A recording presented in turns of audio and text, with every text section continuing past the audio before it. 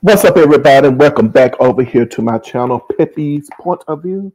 And we're still talking about David Nathan's book, The Soulful Divas. And I am now going to read a little bit out of the Whitney Houston chapter. Okay. Again, I just want to say that I am not affiliated with David Nathan at all. I'm just reading the book, just learning a little bit more about my favorite R&B divas or singers. And so I just want to put that disclaimer out there. But it is a great book, and I do recommend that you guys, if you have not had an opportunity to read this book, please go out and do so. So I'm reading from page 374. And here's what David had to say. Time and time again, Davis, and when he says Davis, he means Clive Davis, has shown an uncanny skill for finding hit songs for his artists. And with Whitney, his talent as a man with a golden ear was given plenty of opportunity to shine. Even the process of making her first album had taken time. Once aware of her potential after Arista A&R man Gary Griffiths had invited him to check her out, David set out on a campaign to find the right songs for her label debut. He held showcases in New York and Los Angeles, inviting producers and writers to hear his new signing. The strategy worked. Whitney ended up in the recording studio with Michael Masser, Narada Michael Walden, Arista artist, musician, producer Kashif, and label mate Jermaine Jackson. But this wasn't merely a matter of matching Whitney with strong producers. For Davis, it was all about the songs. He was right on target. The first single, You Give Good Love, with this slightly suggestive title, was the perfect vehicle for setting Whitney up with a solid R&B base. The fact that the song reached number 3 on the pop charts was almost incidental. The follow-up, a song about the age-old dilemma of being the other woman, had an even greater pop feel. To those who knew Davis, it came as no surprise that Saving All My Love for You topped both the pop and R&B charts in the fall of 1985. Now, here's something interesting that I have just now discovered. Let's talk about Saving All My Love for You. Of course, we know that the song is a remake. However, some people suggested that that song was chosen, Saving All My Love for You, and I saw this on the internet. So, it is what it is, and I have to say alleged, but the song Saving All My Love for You was about her possible relationship with Jermaine Jackson, who was married at the time, but that could not be true as well. But the fact of the matter is that I still say it one more time when it comes to her first song, You Give Good Love. It's just such a shame that it's a great song. It's such a great song. But at the end of the day, it has been billed as an urban black uh, song, even though it went to number 3. It's kind of like even in Davis' book, he's kind of suggesting in a roundabout sort of way that there was probably even no intentions of it being on the pop charts, and that it was almost incidental, in his words here, that the song even ended up on the pop charts. But it is what it is. We'll talk a little bit more about that when I'm done reading this particular passage. There was just one misstep. A third single, Kashif, Thinking About You, got no pop response, even though it was a top 10 R&B hit. And from single number 4, the upbeat How Will I Know, a song produced by Narada Michael Walden that bore more than a passing resemblance to the Pointer Sisters' He's So Shy, a 1980 hit, and on to 1991's Miracle. Every single released by Whitney, with only one noticeable exception, was a top 10 pop smash. The exception was It Isn't, It Wasn't, It Ain't Never Gonna Be, a campy 1989 duet with label mate Auntie Reed, meaning Aretha Franklin, that might have been too black for pop stations to take. Even though Whitney and I obviously had a little more of a personal bond than she likely had with too many other journalists. We didn't actually do a full interview until 1981, 6 years after she arrived on the international music scene. We did run into each other on a few occasions along the way, and one was particularly memorable. I just woke up, you guys. I happened to be in London when she was appearing at Wembley, a huge venue in London where all major acts perform. When I caught up with my friend John Simmons, who had given us his gig with Stephanie Mills to work full time with Whitney, excuse me, excuse me, who had given up his gig with Stephanie Mills to work full time with Whitney. After the show, he invited my sister Sylvia and me to hang out with him afterward at a private post show party at the Hippodrome, which was a large nightclub in London's fashionable West End. Whitney was seated at a special private area with her brother Gary, her father John, her best friend and personal assistant Robin Crawford, and a few others, including the requisite security guard. The music was pumping. So some of us headed toward the dance floor, followed by Whitney. Before I could blink, Whitney was right there next to us, boogieing her feet off, much to the despair of her security people who were horrified that she'd just taken off. When the DJ played I Want to Dance with Somebody, we all cheered and yelled and kept right on dancing until eventually Whitney and company began to feel the effects of having put on a spectacular show at Wembley a few hours earlier. When we went back upstairs, her father commented to me that he'd never seen her having such a good time in public. She just doesn't do that, he said, but I guess she loves you guys here in London. I next saw Whitney in Los Angeles when I went to visit my buddy John Simmons.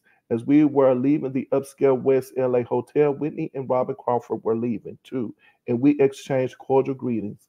Whitney and I decided to see each other again until I was backstage at a BNCC Winans concert in Los Angeles. John had died suddenly not too long after that meeting in West LA, and Whitney wanted to make sure I knew about his passing.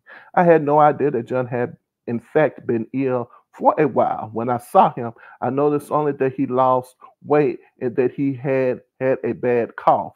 I was shocked when I heard from his brother about his death, but I was heartened to know that Whitney and her mother, Sissy, who had introduced Whitney to John, had ensured that John received his dignified send off he deserved. When Whitney and I saw each other after the whining show, during which she sung her heart off on Hold Up the Light, we talked briefly about John. I sensed a genuine warmth in her. In those 6 years between Whitney's first show at the Roxy in 1985 and my blues and soul chat with her, a great deal happened to her. Her first two albums had cumulative, sales of way over 25 million copies worldwide. Whitney had broken records after record. She toured internationally and won the hearts of music lovers everywhere with her fusion of New Jersey gospel, old school soul, and contemporary pop. When I heard Whitney's albums, I heard the vocal influences of her family. She had the vibrato of her mother, the grittiness of her cousin Dee Dee, and the lightness of cousin Dion, a winning combination. Ever since Whitney's debut album had taken off, Arista Clive Davis became even more involved with her career. After all, Whitney had hands down become the label's hottest property, and Davis was concerned that his most important artist was properly promoted and publicized. Following her initial success, the job of shaping Whitney's personal persona became so easy. Shaping Whitney's public persona became no easy ride. Being in the glare of the public eye had also brought its share of personal challenges for Whitney. The rumor mill had gone on overdrive to find out more about her private life, and questions about her sexuality became a common subject for the press and public alike. Whitney brushed off the comments about her relationship with longtime friend Robin Crawford And when Whitney married former New Edition single Bobby Brown in 1992, it looked as if the rumors would finally stop. But the marriage itself had more than its share of controversy. No matter how often Whitney would bring Bobby on stage with her, sometimes with their daughter Bobby Christina, and no matter how many times she would publicly state that the relationship was solid and declare her love for the singer with the bad boy image, people still had their questions. In addition, some detractors said that Davis had too much input into her music and had taken away Whitney's soul. Critics charged that she'd abandoned her natural R&B roots and was now an out-and-out pop star with little interest in going back to her black fans. While it was true that her material had an unmistakably pop slant, her vocal approach still reflected her heritage. But those who viewed Whitney as a 1980s incarnation of Diana Ross, glitz, glamour, and all, weren't having it. No, they insisted. Whitney has sold out musically. Whitney and I talked about this occasion.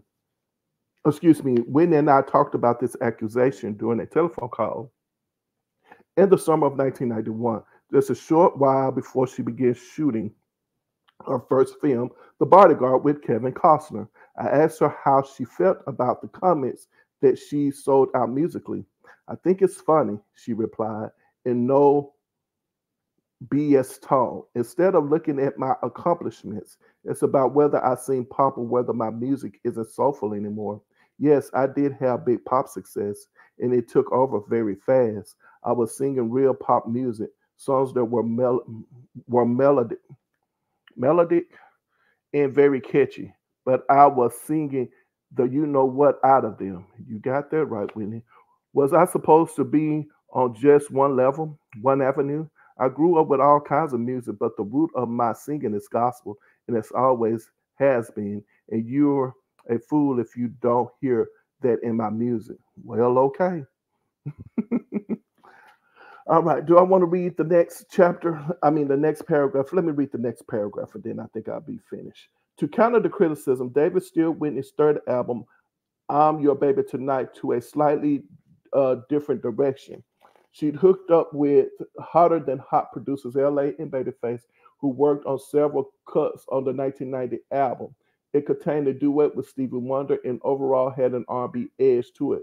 Maybe Whitney's massive pop base didn't like it as much in contrast to the approximately 15 million copies the first two albums had sold.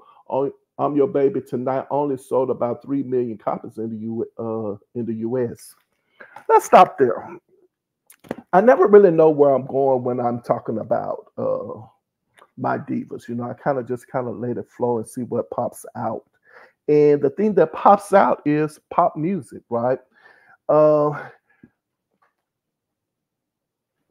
I think our black, brown skin, dark skin, beige skin, um, African American artists really get a bad rap overall. Now that I'm thinking about it, I mean, you know, black artists looks as if they cannot please anyone.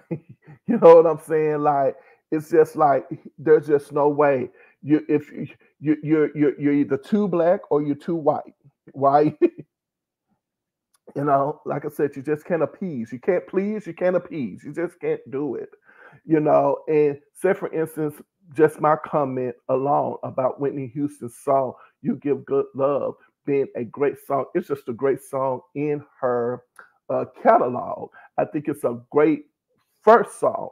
But of course, the powers that be, or let's just say businesses, companies, they have to market it. They have to get the bang for the buck, right? And so it only seems kind of natural when you think about it that Clive Davis probably would say, "Hey, I kind of know music, I kind of know radio, I kind of get the feel of where this song is going to go, and who's going to be accepting of this song. I also know, in general, hey, I might have to work this song." And what I mean by work this song, you know, a lot of executives, and I've said it before, you know, not that they're not smart people. I think that they're very smart. It's just the idea that they have a tendency to just keep going with the flow of things. And what I mean by that is kind of like Well, I'm not going to try to be a trendsetter, a trailblazer in this. I'm just not going to try to be. It's because it's too much work. It's just going to require too much work. And so I would just have to work too hard to get a song like You Give Love on the pop stations. Not saying it's not impossible, but the fact that I know that it's going to be a no, or I'm just going to have to work it a little bit harder than the other songs or other things, then I'm just going to let it be and fall into the category of just being an R&B hit, right? But then we have the artist, right? You have the artist who obviously has the recording contract. They have recorded an album. They want their album to sell. I do feel like I'm just going to say I can't speak for my my pink and skin, white skin uh, people. I just can't speak for them. I don't know of any artist that I could think of whose intentions are when they're recording a record, they probably want to say, well, I just want to appease to the black audience. I just don't know. I don't see that happening. But anyway, but let's just say you as an artist, you just want your music to be crossed over. You want to get more bang for your buck. In the case of a black artist like Whitney Houston, that's just what she wants. I just want the success. I want it to be crossed over. Why is it that an artist, a black artist, has to be put in that category, or excuse me, not category, but in that position of saying, hey, I just want my music to be heard. I'm not thinking that my music is soulful. I mean, you have to think about all these things that an artist would go through at this time. I mean, here she is, she's coming in, she's a young, black, young African American female, and all of a sudden now, all we got to make her look beautiful. Well, what does beautiful mean? We got to make her marketable. What does marketable mean? We got to make her sound like this. What does that mean? And here you are, you coming in and you already full of soul. You're already full of talent. And now I just think about looking back, growing up in that era, I stop and I think to myself like, oh my gosh, like all of us are part of the problem. All of us are. Because even if we see, say for instance, Whitney crossing over and going over into other places that other African American artists don't go in, then you have artists who are in the business who are probably, let's just call it for what it is, jealous. And jealous like, oh, well, hey, she sold out because she went over there and she, toured over here. Or she sold out because she's on this particular radio station, or she's sold out or selling out because she's over here on this television station. She sold out because she's singing this style of music. And but we want success. That's where I'm going with this. And we want our artists to be successful. And if you weren't there for the Whitney Houston ride, and I mean, I'm talking about from a fan perspective, if you only get it from, the tabloid, so on and so forth, that's one thing. But when you are actually there and you're seeing when you see and hear when she first comes out, and then what her career became, you're like, oh my gosh, this is just it's mesmerizing. You're astonished. You're happy for, and then all of a sudden you look and you see this decline, and you're like, what is happening here? So, as I said, for a prime example, to hear Whitney in an interview say, someone was asking her about the early years, with MTV, so on and so forth, and in the clip, she's basically saying, "Oh, I remember how hard it was to get my songs played, on your station. It was just difficult. It just wasn't happening." For me, I couldn't get them played, right? So she recalls that. But at the same time, you see how she crossed over into that, where I would like to think that it became easier. It wasn't, it still was difficult, but it became easier for her. So to see that Whitney Houston ride to success with her first two albums, and it's pop. It's pop. It's pop, but everybody is singing it. Oh, I don't like her. That song is too pop. Oh, I don't like her. That song is too soulful. I know I don't like it. It's too pop. It's too soulful.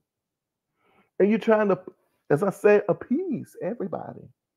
You're placating. You're trying to, like I said, satisfy people. You know, pacify. Yeah, it's just, how do you do it? How do you do it without criticism? Because anybody and their mother knows. Looking at this comment that Whitney Houston said, it's like at the end of the day, I seen my behind off. I think that was the comment that she made. What did she make? What did she say? I think it says, I grew up with all kinds of music, but the root of my singing is gospel, and it always has been. And you're a fool if you don't hear that in my music. Well, okay. Do you understand? I mean, really, you're a fool if you don't hear that in Whitney Houston's music. You're a fool. And I know it feels like I kind of been all over the place, and I have, but just to kind of, sum up pretty much what I am saying is, again, when I think about Whitney Houston's career and reading this part of David Nathan's book, I'm thinking about, again, the Black artists, the African American artists who wants nothing more than to have a successful career. And then you have to ask yourself the question, when is it that we say we sold out? It's kind of like, there's this argument. Oh, well, this artist should be better. And let's just say Whitney Houston. Whitney Houston should be better. Like she should really be on top. Well, sometimes being on top means that you have to cross over into other cultures, if you will. You have to go there to be on top. So in a roundabout sort of way, while that artist is going there and they're on top, then it's kind of like, oh, well, no, you need to come back. You need to come back down. You have left us. So the question becomes then, how is it that we become on top? Understand where I'm going? How do we become on top without crossing over then? And if we become on top, and the way we should become on top is by having more of, let's say, urban audiences supporting our people, our musicians, and our singers. I mean, really supporting them. Like it's just too much. Like you should really support them all the time, 100%. And I like to think that we're fickle. Yeah, I don't believe I'm saying that, but I like to think Black audiences are fickle. We are. We're probably more fickle than anyone, probably. I don't believe I'm saying that. And the reason why I'm thinking about it is I'm looking at Tina Turner in before she passed. I think she was going on to pretty much say like, "Hey, I'm not as big as Madonna." And she's talking about over here in the United States, like, I'm not as big as some of these artists, believe it or not. I'm major over here. I'm major over here in Europe. My record sales over here in Europe. I do well. So you want to go where everybody knows your name. And that's where Tina Turner found herself as far as her career is concerned. Hey, I'm going where everybody knows my name. I'm going where when I do a show, the whole city shuts down or the whole town or whatever shuts down. Yeah.